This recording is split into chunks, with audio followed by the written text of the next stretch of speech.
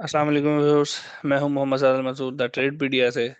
उम्मीद करता हूं कि आप खैरियत से होंगे। अगर हम कुछ गोल्ड फंडामेंटल्स पर बात करें तो आज हमारे पास आज के दिन में कोई फंडामेंटल्स मार्केट में इन्वॉल्व नहीं है, तो हमें बहुत ज़्यादा बड़ी मूव देखने की तवक्को नहीं है। अलबत्ता कल हमारे पास आज कोई फंडामेंटल नहीं है, तो कल हमारे पास जॉब ओपनिंग्स हैं, और उसके बाद फिर उससे अगले दिन हमारे पास सीपीआई है, कोर सीपीआई है, फिर पीपीआई कोर पीपीआई है 13 को, और फिर 14 को अनएम्प्लॉयमेंट क्लेम्स भी हैं, कंज्यूमर सेंटिमेंट्स और इन्फ्लेशन एक्सपेक्टेशंस हैं। और इन्फ्लेशन एक्सपेक्टेशन जो है वो मार्केट को अच्छा ड्राइव करने की सलाहियत रखते हैं। अगर हम बात करें इस वक्त कुछ टेक्निकल्स की, तो जैसा कि मैंने तो जाहिर की थी गुज़िश्ता फोरकास्ट में और उसके बाद लाइव सेशंस में, कि यहाँ से मार्केट की सेलिंग होगी, और ये जब तक लेवल ब्रेक नहीं होता हम यहाँ से सेलिंग देख सकते हैं, और मार्केट हमें नेक्स्ट फ्रेश जो मूव है बाई की वो लेती नजर नहीं आएगी।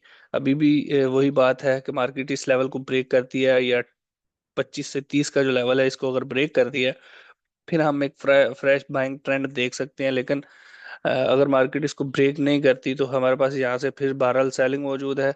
और जो इस वक्त मार्केट की सिचुएशन है उसमें पहली जो हल्की फुल्की रेजिस्टेंस है वो 2917 के आसपास मिल सकती है। अगर इसको ब्रेक करती है तो फिर 2926, ये अगर ब्रेक होगा तो फिर मार्केट हमें अपने ऑल टाइम हाई की तरफ नजर आएगी, और फिर एक फ्रेश बाइंग का ट्रेंड हमें नजर आ सकता है। लेकिन फिलहाल मार्केट इस वक्त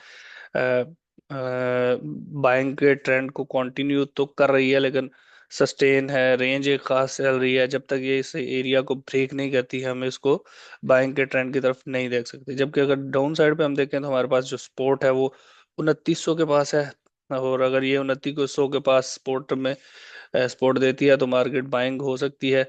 लेकिन अगर मजीद बाइंग हम थोड़ा सा डाउन आती है तो 85 के आसपास, 2885 के आसपास हमें अच्छी बाइंग मिल सकती है, और ये हमें फिर तो है कि इससे एरिया को ब्रेक करने में भी मदद देगी। लेकिन अगर ये ब्रेक होता है डाउन साइड पे तो फिर हमारे पास जो सपोर्ट लेवल्स हैं या मार्केट जो हमें मिल सकती है वो 2858 या 60 का एरिया है। और फिर अगर ये भी ब्रेक होता है तो 2830 है, और अगर वो भी ब्रेक होता है तो फिर 2800 का एरिया है। वहां से हमें मार्केट की तवक्कुआत हो सकती है बाइंग की। और अगर हम इस वक्त कुछ फंडामेंटल्स को देखें तो हमारे पास जो मेन फंडामेंटल्स हैं उनमें टैरिफ पॉलिसी है, जिसकी वजह से खासकर मेक्सिको और कनाडा पर टैरिफ पॉलिसी है जो कि हमें इस वक्त मार्केट को ड्राइव करती नजर आ सकती है। और उसमें गैर यकीनी सूरत हाल गोल्ड में सरमायाकारी का इजाफा कर सकती है और डिमांड में इजाफा कर सकती है।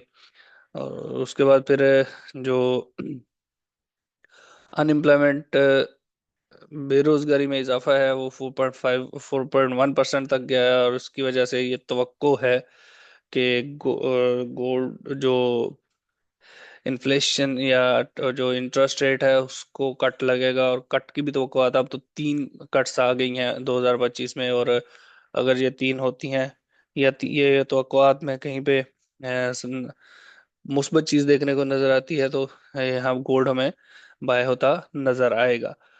जबकि साथ ही जो एनएफपी है वो भी कम हुई है, नॉन फॉर्म पेरोल डाटा भी कम आया है। तो ये बजाते खुद एक सपोर्टिव एलिमेंट है गोल्ड के लिए।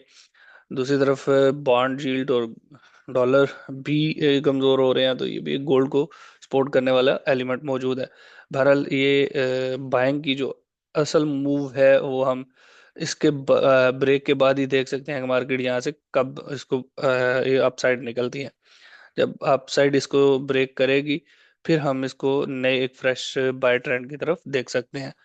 तो मैं उम्मीद करूंगा आपको आज की जो फोरकास्ट है वो फायदा देगी, और आप इससे अच्छा गेन कर सकेंगे। इंशाल्लाह मिलते हैं कल नई फोरकास्ट में। अल्लाह हाफिज।